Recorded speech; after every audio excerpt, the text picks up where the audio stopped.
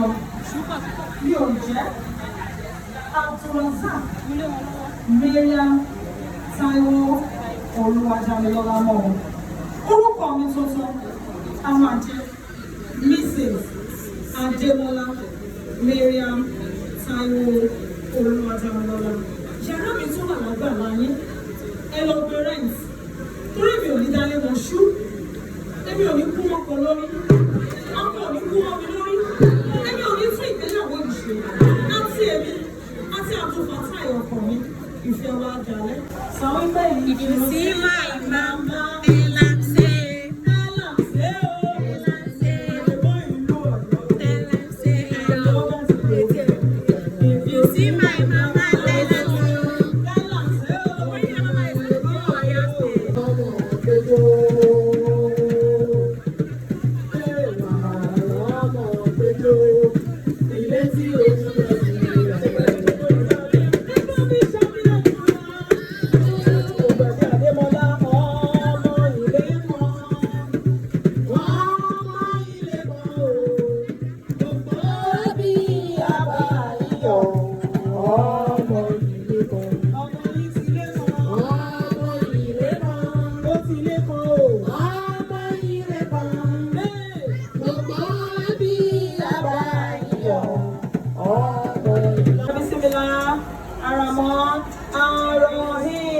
original ni o original ni o original ni o original ni o original ni o original ni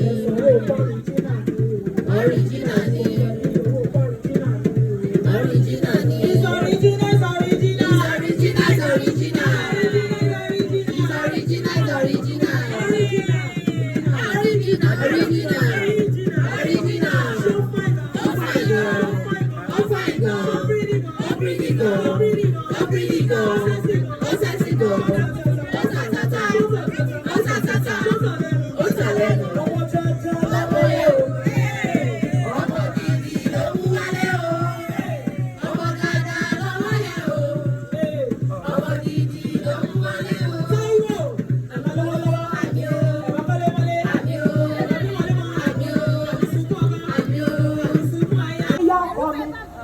mo ní yá ọkọ mi gbóhùn mi máa bí bẹ́ẹ̀ fa o. èmi ló ní yá ọkọ mi o. òun mi máa bí bẹ́ẹ̀ fa. gbogbo kí ni màmá ẹ̀ ló kọ́ wa màmá ẹ̀.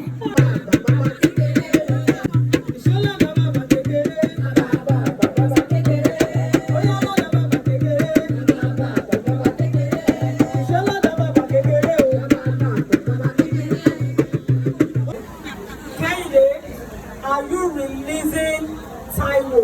Ṣé o yọ̀ǹda Taiwo fún Abdulfatah? Sallallahu alayhi wa sallam.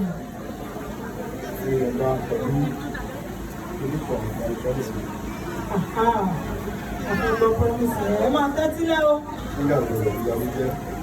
Wọ́n ní kẹ́ ẹ̀ dáhùn ìbéèrè.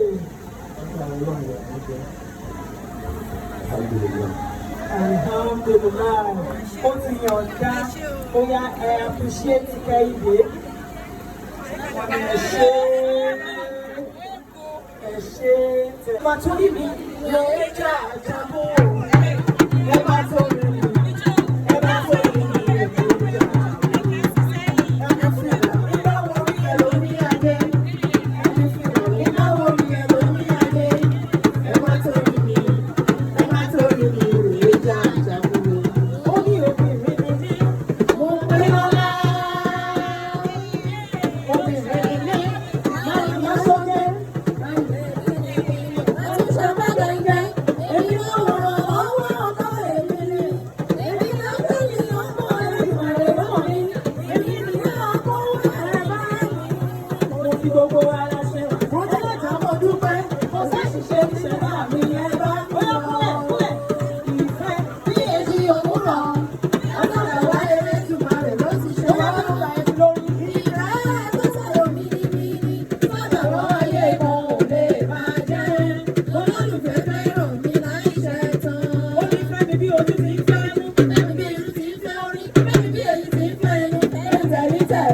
Fẹ́mi tayọ̀ tayọ̀, fẹ́mi tara tara.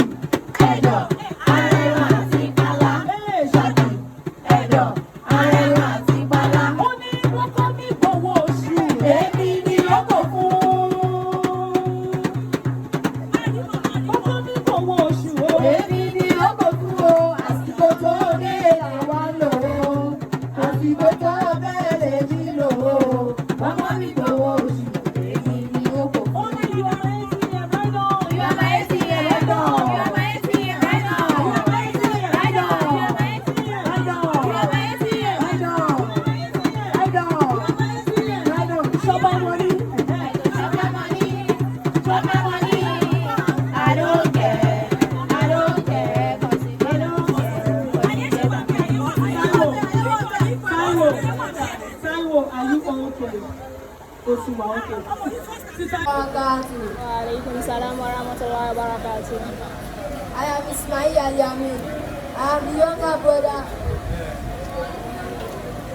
Of Maryam Taiwo Oluwadamilola.